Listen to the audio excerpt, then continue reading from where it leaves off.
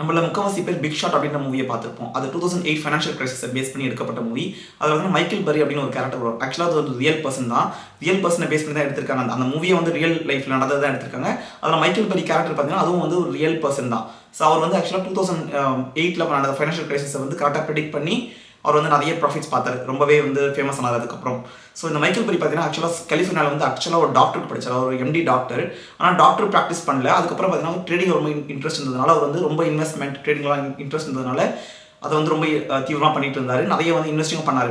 Silicon வேலையில் பார்த்தீங்கன்னா வந்து அவருக்கு நிறைய பேர் இருந்துச்சு. ஸோ இந்த ஃபேமை பயன்படுத்தி தான் பார்த்தீங்கன்னா அவர் சின்ன கம்பெனி ஆரம்பிக்கிறாரு. 2008 ஃபைனான்ஷியல் கிரைசிஸ்க்கு முன்னாடி ஆரம்பிச்சிருந்தாரு. ஸோ 2005 போய் பார்த்தீங்கன்னா எப்படியோ கெஸ் பண்ணிட்டாரு. எப்படியும் இந்த ஹவுசிங் மார்க்கெட் வந்து கிராஷ் ஆக போகுது. சப்ரைம் மார்க்கெட்லாம் வந்து கொடுக்குறாங்க. ஸோ கிரெடிட் ஸ்கோரே இல்லாதவங்கலாம் கூட வந்து பார்த்தீங்கன்னா வந்து ஜம்ப் லோன்ஸ் மாதிரி கொடுக்குறாங்க. நிறைய பேர் வந்து ஹவுசிங் மார்க்கெட் வாங்குறாங்க. நிறைய பேர் ஹவுசஸ் வாங்குறாங்க. ஸோ கண்டிப்பாக வந்து இது வந்து உடைய போகுது. இந்த மார்க்கெட் வந்து ஸ்டெபிளைஸ்டாக இருக்காதுன்னு சொல்லிட்டு முன்னாடி வந்து ஷார்ட் பண்ணார். ரொம்ப ஃபேமஸாக ஷார்ட் பண்ணார். யாருமே வந்து அவர் நம்பி இன்வெஸ்ட் பண்ணவங்க எல்லாருமே வந்து அவரை பார்த்து சிரிச்சாங்க. என்ன இவர் வந்து ஷார்ட் பண்ணுறாரு ஹவுசிங் மார்க்கெட்டை. ஹவுசிங் மார்க்கெட் பார்த்தீங்கன்னா ரொம்ப கிரேசியாக இருந்துச்சு யூஎஸில். ஸோ நிறைய பேர் வந்து அதை கேள்வி பண்ணாங்க. யாருமே அவர் நம்பலை. அவர் சொல்லும்போது வந்து இவர் வந்து முட்டாள் அப்படின்ற மாதிரி எல்லாமே பார்த்தாங்க. பட் 2007-8 பார்த்தீங்கன்னா வந்து அவர் எதிர்பார்த்தபடியே பார்த்தீங்கன்னா வந்து பயங்கரமாக ஹவுசிங் மார்க்கெட் கிராஷ் ஆச்சு. பயங்கரமாக ஷார்ட் பண்ணியிருந்தாரு. ரொம்ப ப்ராஃபிட் எடுத்து வெளியே வந்தார். அதுக்கப்புறம் பார்த்தீங்கன்னா வந்து ஸ்கியான் அசெட் மேனேஜ்மெண்ட் அப்படின்ற ஒரு கம்பெனி அவர் ஆரம்பிக்கிறாரு. அந்த கம்பெனி ஆரம்பிச்சு நல்லாவே வந்து பண்ணிட்டு இருக்காரு. நிறைய பேருக்கு பார்த்தீங்கன்னா வந்து அதில் இன்வெஸ்ட் பண்ணுறாங்க. நிறைய traditional investing, fundamental investing, value investing அப்படி சொல்லுவாங்க இல்லையா. ஸோ அந்த மாதிரி விஷயங்களை வந்து அவர் ரொம்பவே ஃபோக்கஸ் பண்ணி வாரன் பஃபெட் மாதிரி ரொம்ப வேல்யூ இன்வெஸ்டிங்காக வந்து நிறைய கம்பெனிஸ் வந்து அவர் வந்து இன்வெஸ்ட் பண்ணுறாரு. பட் அதே மாதிரி வந்து மார்க்கெட்டில் வந்து எங்கெல்லாம் வந்து தடுமாற்றங்கள் இருக்குது, எங்கெல்லாம் வந்து ஒழுங்காக போகலை, கண்டிப்பாக இது வந்து ஒரு பபிள் மாதிரி இருக்குன்றதெல்லாம் அவர் வந்து கரெக்டாக ஐடென்டிஃபை பண்ணி அதை வந்து ஷார்ட் எடுப்பார். ஸோ அந்த மாதிரி நிறைய ஷார்ட் பொசிஷன்ஸ் எடுத்திருந்தாரு. ஸோ ரீசெண்டாக என்ன அனௌன்ஸ் பண்ணியிருக்காரு பார்த்தீங்கன்னா அந்த கம்பெனி வந்து டோட்டலாக இழுத்துட்டு மூடிட்டு போகிறதா சொல்லியிருக்காரு. ஸோ இந்த லெட்டர் நீங்கள் பார்த்தீங்கன்னா தெரிய வரும். அவர் வந்து அனௌன்ஸ் பண்ணிட்டார் இந்த கம்பெனி நாங்கள் க்ளோஸ் பண்ண போகிறோன்ட்டு. ஏன் பார்த்தீங்கன்னா வந்து அவர் என்ன சொல்ல வராதுன்னா வந்து நான் வந்து ரொம்ப நாளாக இந்த கம்பெனி நடத்திட்டு இருக்கேன். பட் வந்து இப்போ இருக்கிற கண்டிஷன்ஸ் பார்க்கும்போது இந்த மார்க்கெட்டில் வந்து என்னால் அண்டர்ஸ்டாண்ட் பண்ண முடியல, இந்த மார்க்கெட் எப்படி பிஹேவ் ஆகுதுன்னு சொல்லிட்டு. ஸோ பெட்டர் நான் இது அந்த மார்க்கெட்டோட வெளியே போதான் பெட்டர் அப்படின்னு சொல்லிட்டு ஆக்சுவலாக வந்து குவிட் பண்ணுறதை அனௌன்ஸ் பண்ணிட்டாரு. ஸோ இதை க்ளோஸ் பண்ணதுக்கு முன்னாடி அவங்க எந்த பெரிய பொசிஷன்ஸ் வச்சிருக்காங்கன்னு பார்த்தீங்கன்னா அந்த கம்பெனியில் என்விடியாவும் சரி, பாலண்டியர் அப்படின்ற 2 கம்பெனி. இந்த 2 கம்பெனியும் பார்த்தீங்கன்னா பயங்கரமாக ஷார்ட் எடுத்திருக்காரு அவர். ஸோ புட் ஆப்ஷன்ஸ் சொல்லுவாங்க. ஆப்ஷன்ஸ் ட்ரேடிங் பண்ணுறவங்களுக்கு நல்லா தெரியும். புட் ஆப்ஷன்ஸ் அப்படின்னு சொல்லுவாங்க. அந்த புட் ஆப்ஷன்ஸ் வந்து 2027 எக்ஸ்பயர் ஆகிற மாதிரி வந்து நிறைய வாங்கி வச்சிருக்காரு. ஸோ என்ன எதிர்பார்க்குறாங்கன்னா வந்து என்விடியாவும் சரி இல்லை வந்து பாலண்டியரும் வந்து ரொம்பவே அதிகமாக இருக்குது வேல்யூவேஷன். ஸோ என்ன அவங்க கம்பெனியோட ஒரிஜினல் வேல்யூ இருக்கோ அதோட வந்து அவங்களோட ஏர்னிங்ஸ் ஏற்ற மாதிரி அவங்க வேல்யூ இல்லை. அவங்க ரொம்ப வந்து இபிஎஸ் ரொம்ப அதிகமாக இருக்குது. அவங்க கண்டிப்பாக வந்து பபிளாக இருக்குது அப்படின்ற மாதிரி அவர் கெஸ் பண்ணி தான் அந்த ஷார்ட் எடுத்தார். பட் அவர் ஷார்ட் எடுத்துமே பார்த்தீங்கன்னா வந்து என்விடியாவும் சரி பாலண்டியரும் சரி பயங்கரமாக மேலே போயிட்டு இருக்கு. அவர் எதிர்பார்த்த மாதிரி வந்து மார்க்கெட் வந்து கீழே போகலை. ஸோ அதனால் அந்த கம்பெனிக்கு பெருத்த அடி இருக்குது. அது இல்லாமல் வந்து அவர் என்ன நினைக்கிறாருன்னா வந்து இந்த சிஸ்டம் வந்து அவரால் ப்ரெடிக்ட் பண்ண முடியல, இந்த சிஸ்டம் வந்து அவரால் ரீட் பண்ண முடியல, இந்த சிஸ்டம் வந்து வேற ஒரு டைரக்ஷனை நோக்கி போகுது அப்படின்ற மாதிரி அவர் கெஸ் பண்ணுறாரு. ஸோ இதில் நம்ம என்ன தெரிஞ்சுக்கலாம், ஏன் அதை பற்றி இவ்வளோ நல்லா சொல்லிட்டு இருக்கேன்னு பார்த்தீங்கன்னா வந்து ரொம்பவே கரெக்டான விஷயங்களை வந்து ஐடென்டிஃபை பண்ணி ஷார்ட் எடுத்தவர் மைக்கேல் பரி. இன்னைக்கு இருக்கிற மார்க்கெட் பரி அவர் என்ன சொல்றாருன்னா பயங்கரமாக வந்து வேல்யூஷன் இருக்குது எல்லா கம்பெனிஸுமே. அவர் இந்த என்விடியா மட்டும் சொல்லலை, டெக் கம்பெனிஸே சொல்கிறார். ஏன்னா இன்னைக்கு 2022 அப்புறம் பார்த்தீங்கன்னா வந்து 75% ஆஃப் S&P 500 பார்த்தீங்கன்னா ஏஐ ரிலேட்டட் ஸ்டாக்ஸ் தான். நான் ஏஐன்னு என்ன சொல்லணும்னா வந்து பிக் டெக்லாம் கூட ஏஐ தான். ஏன்னா பார்த்தீங்கன்னா மைக்ரோசாஃப்ட்டில் கோபைலட் ஏஐ சாஃப்ட்வேர் இருக்குது. ஃபேஸ்புக்கும் ஏஐல இன்வெஸ்ட் பண்ணுறாங்க. கூகுள், ஆப்பிள் எல்லாருமே பார்த்தீங்கன்னா ஏஐல இன்வெஸ்ட் பண்ணுறாங்க. டெஸ்லாவும் இன்வெஸ்ட் பண்ணுறாங்க. ஸோ எல்லா பிக் டெக் கம்பெனிஸும் பார்த்தீங்கன்னா பயங்கரமாக ஏஐல தான் அவரோட இன்வெஸ்ட்மெண்ட் நிறைய போயிட்டு இருக்கு. ஸோ இந்த எல்லா டெக் கம்பெனியும் வந்து பயங்கரமாக வேல்யூஷன் அதிகமாக இருக்குது. அதுக்கேற்ற அளவு அவங்களுக்கு வந்து ரிட்டர்ன் கிடைக்குமா அப்படின்றது ஒரு பெரிய கேள்விக்குறியாக இருக்குது. ஸோ இதெல்லாம் ஐடென்டிஃபை பண்ணி தான் வெளியே போயிருக்காருன்னு நினைக்கிறேன். பட் என்னென்ன பார்த்தீங்கன்னா நம்ம இன்னும் நடந்துட்டு இருக்க மார்க்கெட்டில் கொஞ்சம் நம்ம ஃபோக்கஸ் பண்ணி பார்க்கணும். ஏன்னா இது என்னன்னு பார்த்தீங்கன்னா ஸ்டாக் மார்க்கெட்டாக இருந்தாலும் சரி, இல்லை யூஎஸோட ஹவுசிங் மார்க்கெட்டாக இருந்தாலும் சரி, இல்லை கிரிப்டோ மார்க்கெட்டாக இருந்தாலும் சரி, பயங்கரமாக வந்து நிறைய ரிலேஷன்ஷிப் இருக்குது இதில். ஏன்னா வந்து ஏஐ இன்வெஸ்டிங், ஏஐ தான் வந்து அடுத்து வரப்போகுதுன்னு சில சொல்கிறாங்க. இன்னும் சில பார்த்தீங்கன்னா ஏஐ வந்து ஒரு பெரிய பபுள் அப்படின்னு சொல்கிறாங்க. பட் இதில் முக்கியமான பார்க்க வேண்டிய ஒரு விஷயம் என்னன்னு பார்த்தீங்கன்னா வந்து ஏஐல வந்து ஆக்சுவலாக வந்து சர்க்குலர் இன்வெஸ்டிங் அப்படின்ற மாதிரி ஒன்று போயிட்டு இருக்கு. ஒரு சர்க்குலர் பபுள் மாதிரி போயிட்டு இருக்கு. இந்த நான் உங்களுக்கு சார்ட் காமிக்கிறேன் பாருங்க. இதை பார்த்தா உங்களுக்கு நல்லாவே ஐடென்டிஃபை ஆகும். Nvidia, Microsoft, AMD, open AI, Intel, Oracle இந்த கம்பெனிஸ்லாம் பார்த்தீங்கன்னா வந்து அவங்களுக்குள்ளேயே வந்து இன்வெஸ்ட் பண்ணிக்கிறாங்க. ஸோ என்விடியா வந்து கிட்டத்தட்ட இன்னைக்கு வந்து $5 trillion கம்பெனியாக இருக்குது வேல்யூஷன் படி பார்த்தீங்கன்னா. அதே மாதிரி வந்து மைக்ரோசாஃப்ட் வந்து ஆல்மோஸ்ட் $4 trillion உள்ள கம்பெனி. ஸோ இந்த 2 கம்பெனியுமே பார்த்தீங்கன்னா வந்து என்விடியாவில் இன்வெஸ்ட் பண்ணுறாங்க. ஏன்னா அவங்களுக்கு வந்து அந்த ஜிபியூஸ் தேவைப்படுது. என்விடியாவோட சிப் இல்லாமல் யாருமே வந்து ஏஐ ரேஸில் வந்து இன்னைக்கு வின் பண்ண முடியாது. ஸோ அவங்க வந்து நிறையவே இன்வெஸ்ட் பண்ணுறாங்க. ஓப்பன் ஏஐ பார்த்தீங்கன்னா அகைன் வந்து என்விடியாவில் இன்வெஸ்ட் பண்ணுறதா சொல்லுவாங்க. ஏன்னா அவங்களோட சிப்ஸ் அவங்களுக்கு தேவைப்படுதுன்னு சொல்லிட்டு அகைன் என்விடியா வந்து திரும்ப ஓப்பன் ஏஐல வந்து இன்வெஸ்ட் பண்ணுறாங்க. ஸோ என்னென்னு பார்த்தீங்கன்னா இந்த கம்பெனிஸை அவங்களுக்குள்ள மாற்றி இன்வெஸ்ட் பண்ணிக்கிறாங்க. ஸோ இதை தான் சர்க்கிள்னு சொல்கிறாங்க. ஸோ இது என்னன்னா வந்து இந்த பெரிய கம்பெனிஸ்லாம் வந்து பயங்கரமாக இன்வெஸ்ட் பண்ணி அடுத்து வரப்போகிற ஏஐ பூமுக்கு வந்து நம்ம ஹார்ட்வேர் இன்ஃப்ராஸ்ட்ரக்சர் ரெடி பண்ணணும்னு சொல்லிட்டு பண்ணுறதா எல்லாருமே பார்த்தாலுமே இவங்க இப்படி ஏன் பண்ணுறாங்கன்னு பார்த்தீங்கன்னா வந்து வேற எந்த ஒரு புது பிளேயரும் உள்ள வந்துட முடியாது. ஏன்னா ஏன்றது ஒரு காஸ்ட்லி ஏரியா. யாராலுமே வந்து புதுசாக போயிட்டு திடீர்னு ஒரு மாடல் உருவாக்க முடியாது. அதுக்கு பயங்கரமான இன்ஃப்ராஸ்ட்ரக்சர் தேவை, ரிசர்ச் தேவை, காஸ்ட் வேணும், கேபிட்டல் வேணும். ஸோ ஒரு சின்ன கம்பெனியால் கண்டிப்பாக அதெல்லாம் பண்ணவே முடியாது. இவங்க வந்து இந்த மார்க்கெட் வந்து இவங்களை விட்டு போகக்கூடாது அப்படின்னு பண்ணுறாங்க.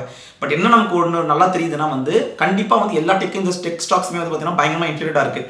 ஸோ இது அடி வாங்குச்சுன்னா வந்து யூஎஸ் மட்டும் அடி வாங்காது, எல்லா கண்ட்ரீஸுமே பயங்கரமாக அடி வாங்க. ஏன்னா இன்னைக்கு இருக்கிற மார்க்கெட்டில் இந்த டெக் கம்பெனிஸை பேஸ் பண்ணி தான் நிறைய எக்கானமி, நிறைய கம்பெனிஸ், ஸ்மாலர் கம்பெனிஸ், நிறைய எக்கானமியும் நிறைய ஓடிட்டு இருக்கு.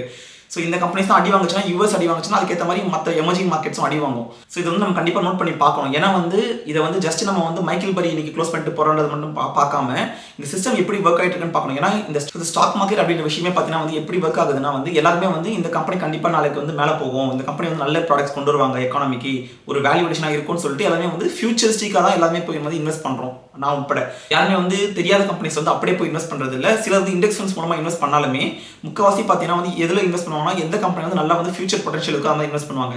ஸோ இந்த பெரிய பிக் டெக் கம்பெனிஸ் தான் என்னதான் வந்து ஃபியூச்சர் பொட்டன்ஷியல் இருந்தாலுமே ஜென்ரலாகவே ஸ்டாக் மார்க்கெட் எப்படி ஒர்க் ஆகிட்டுனா பார்த்தீங்கன்னா வந்து top 7 companies, magnificent 7 company base பண்ணி தான் வந்து இன்னைக்கு ஸ்டாக் மார்க்கெட் யூஎஸ்ல ஓடிட்டு இருக்கு. இந்தியாவிலுமே அப்படி தான் டாடா ஸ்டீல் இந்த மாதிரி பெரிய பெரிய கம்பெனிஸை பேஸ் பண்ணி தான் வந்து ஃபுல் எக்கானமியே போயிட்டு இருக்கு. டிசிஎஸ் அந்த மாதிரி பெரிய ஸ்டாக்ஸ் பேஸ் பண்ணி தான் போயிட்டு இருக்கு. ஸோ இந்த சிஸ்டம் வந்து எல்லாருமே வந்து அடுத்தடுத்து மியூச்சுவல் ஃபண்ட் மூலமாவோ இல்லை வந்து அவங்களோட ரெகுலர் எஸ்ஐபி மூலமாவோ ஃபண்ட் பண்ணுறதுனால இந்த ஸ்டாக் மேலே போயிட்டு இருக்கு. என்னைக்கு இந்த பபிள் உடையன்றது நமக்கு தெரியாது. ஸோ அதனால தான் நம்ம சிஸ்டம் வந்து அண்டர்ஸ்டாண்ட் பண்ணணும். அது ரியல் எஸ்டேட் சிஸ்டமாக இருந்தாலும் சரி, இல்லை ஸ்டாக் மார்க்கெட் சிஸ்டமாக இருந்தாலும் சரி, இதெல்லாமே மேன்மேட் மார்க்கெட் தான். இந்த மேன்மேட் மார்க்கெட்டில் என்னதான் வந்து எக்ஸ்டர்னல் ஃபேக்டர்ஸ் இருந்தாலுமே உள்ள வந்து நிறைய பேர் வந்து ஒரு பிக் ஷாட்ஸ் இருப்பாங்க. அவங்க வந்து அடிக்கடி வந்து இந்த விஷயங்களை வந்து மேலே ஏற்றுவாங்க, அதே மாதிரி இறக்குவாங்க. அவங்க நினச்சா என்ன பண்ண முடியும். ஸோ இந்த சிஸ்டம் நம்ம வெளியே வரதுக்கு ஒரே வாய்ப்பு என்னன்னு பார்த்தீங்கன்னா பிட்காயின் சொன்னோடனே எல்லாருமே வந்து கிரிப்டோ இது வந்து தேவையில்லாம ஏதோ விஷயங்களை பேசிட்டு இருக்காரு அப்படின்ற மாதிரி நினைக்கலாம். ஸோ பிட்காயின் என்னன்னு பார்த்தீங்கன்னா வந்து இந்த மாதிரி மைக்கேல் பரி போன்ற ஆட்கள்லாம் வந்து இந்த சிஸ்டம் எப்படி வேலை செய்யணும் தெரிஞ்சதுக்கப்புறம் உண்மையிலே நமக்கு வந்து ஒரு சொல்யூஷன் வேணும்னா வந்து நம்ம இந்த எக்ஸிஸ்டிங் சிஸ்டம் வந்து நம்ம நம்ப முடியாது. ஏன்னா வந்து இது கம்ப்ளீட்லி வந்து மேடப், இது வந்து ஃபேப்ரிகேட்டட் மார்க்கெட். ஸோ இதுல வந்து நம்ம வந்து ஒரு எஸ்கேப் வேணும்னா வந்து அந்த ஃபியட் மணி சிஸ்டம் வந்து நம்பக்கூடாது. ஏன்னா இதெல்லாமே பார்த்தீங்கன்னா வந்து கவர்மெண்ட்ஸ் நினச்சா என்னைக்கு கூட மார்க்கெட்டை மேக் பண்ண முடியும், பிரேக் பண்ண முடியும். கவர்மெண்ட்ஸ் தான் நம்ம கேட்டு நடக்கிற மாதிரியும் இருக்கும். ஸோ வந்து கவர்மெண்ட்ஸ் வந்து என்னதான் மக்களுக்கு நல்லது பண்ணாலுமே எங்கே வந்து மணி பவர் கான்ஸ்டன்ட் ஆகுது அங்கே வந்து கண்டிப்பாக வந்து பேட் டிசிஷன்ஸ் எடுக்க வாய்ப்பு இருக்குது. ஸோ நான் எல்லாருமே தப்புன்னு சொல்ல வரல. பட் நீங்கள் யோசிச்சு பாருங்கள், யாராவது கிட்ட வந்து ஒரு நிறைய மணி கிடைக்குது, நிறைய பவர் இருக்குன்னா கண்டிப்பாக அவங்க மிஸ்யூஸ் பண்ணுறதுக்கு நிறைய வாய்ப்பு இருக்குது. ஸோ இதெல்லாம் வந்து இருக்கக்கூடாதுன்னு சொல்லிட்டு தான் டீசென்ட்ரலைஸ்டாக உருவாக்கப்பட்டது பிட்காயின். நீங்கள் வந்து ஸ்டாக் மார்க்கெட் இன்வெஸ்ட் பண்ணுங்க நான் வேணான்னு சொல்லலை, இல்லை ரியல் எஸ்டேட் இன்வெஸ்ட் பண்ணுங்க வேணான்னு சொல்லலை. பட் பிட்காயின் வந்து ஆக்சுவலாக ஒரு ஆல்டர்னேட் ஃபார்ம் ஆஃப் மணி. நீங்கள் அதில் வந்து நீங்கள் வந்து உங்களோட மணியை வந்து ஆல்டர்னேட் ஃபார்ம் ஆஃப் மணியை கொஞ்சம் வச்சுக்கோங்க. எப்படி வீட்டில் வந்து கோல்டு வச்சிருக்கீங்களோ, சில்வர் வச்சிருக்கீங்களோ, அதே மாதிரி பிட்காயினை நீங்கள் கண்டிப்பாக வச்சிருக்க வேண்டிய சிச்சுவேஷன் கண்டிப்பாக வரும்.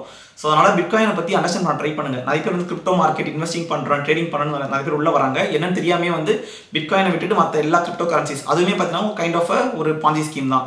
ஸோ இதெல்லாமே வந்து இன்சிடர்ஸ் பேஸ் பண்ணி தான் ஓடிட்டு இருக்கு எல்லா கிரிப்டோ காயின்ஸுமே. பிட்காயின் வந்து truly decentralise system. So big shot Michael Burry எப்படி சிஸ்டம் வந்து அண்டர்ஸ்டாண்ட் பண்ணி அவர் வெளியே போனாரோ இந்த சிஸ்டம் எல்லாமே அண்டர்ஸ்டாண்ட் பண்ணதுக்கு எல்லாருக்குமே அவங்களுக்கு ஒரு டைம் கிடைக்கும். ஸோ நீங்கள் அன்றைக்கி வந்து அண்டர்ஸ்டாண்ட் பண்ணி பிட்காயின்குள்ளே வரதுக்கு பதிலாக இந்த சிஸ்டம் எப்படி ஒர்க் ஆகிட்டு இருக்கு, ஸ்டாக் மார்க்கெட் எப்படி ஒர்க் ஆகுது, ரியல் எஸ்டேட் மார்க்கெட் எப்படி ஒர்க் ஆகுது, இது எல்லாமே பார்த்தீங்கன்னா வந்து ஒரு பாஞ்சி ஸ்கீம் தான். சீட்டு கட்ட மேலே அடிக்க வச்ச மாதிரி தான். அது வெளியே பார்த்தா தெரியாது. நம்மளும் அந்த சிஸ்டமில் வந்து எப்படியாவது நம்ம இன்வெஸ்ட் பண்ணி காசு பார்க்கலாம், நம்ம பார்க்குறோம், அது தப்பு இல்லை. பட் இது ஒரு சீட்டு கட்டு தான் அப்படின்னு நமக்கு தெரியாத வரைக்கும் கண்டிப்பாக வந்து லாங் டர்மில் வந்து நம்ம தெரியாமல் இன்வெஸ்ட் பண்ணி லூஸ் பண்ணுறதுக்கும் நிறைய வாய்ப்பு இருக்குது. நீங்கள் இன்வெஸ்ட் பண்ணுங்க, அது வேணான்னு சொல்லலை. ஏன்னா எப்பயுமே வந்து நம்ம லாங் டர்ம் பிளான்ஸ் இருக்கும் எல்லாருக்குமே. 5 years 10 years 20 years கழிச்சு நான் என்னென்ன பண்ண போகிறேன், அதுக்கு எனக்கு எவ்வளோ காசு வேணும்னு சொல்லிட்டு எல்லாமே ரிட்டைர்மெண்ட்டுக்குலாம் நம்ம வந்து பிளான் பண்ணுவோம். ஸோ நீங்கள் இன்வெஸ்ட் பண்ணுங்க. பட் இன்வெஸ்டிங்லேயே வந்து நிறைய டைப்ஸ் இருக்குது. என்னன்னா வந்து நீங்கள் வந்து ஒரு மேரத்தான் ஓடலாம், இல்லைனா வந்து ஒரு ஸ்பிரிண்டிங் ஓடலாம். நீங்கள் யுசேன் போல்ட்டை கூட்டிகிட்டு போயிட்டு நீங்கள் வந்து லாங் மேரத்தான் ஓட சொன்னால் ஓட மாட்டார். அதே மாதிரி ஒரு மேரத்தான் ரன்னரை கூட்டிகிட்டு வந்து ஒரு ஷார்ட் 100 மீட்டர் ஸ்பின் பண்ண மாட்டார். ஸோ அந்த மாதிரி வந்து கிரிப்டோ கரன்சிஸ் இல்லை வந்து இந்த மாதிரி ஆப்ஷன்ஸ் ட்ரேடிங் பண்ணுறதுலாம் குவிக்காக வந்து மணி பார்க்க முடியும், ஈஸியாக வந்து மணி நிறைய வரும். பட் நீங்கள் லாங் டர்முக்கு வந்து நீங்கள் வந்து நிறைய வெல்த் சேர்த்து வைக்கிறோன்னா பிட்காயின் இல்லை வந்து ஹார்ட் அசெட்ஸ், கோல்டு, இந்த மாதிரி ஹார்ட் அசெட்ஸ்க்கு போங்க.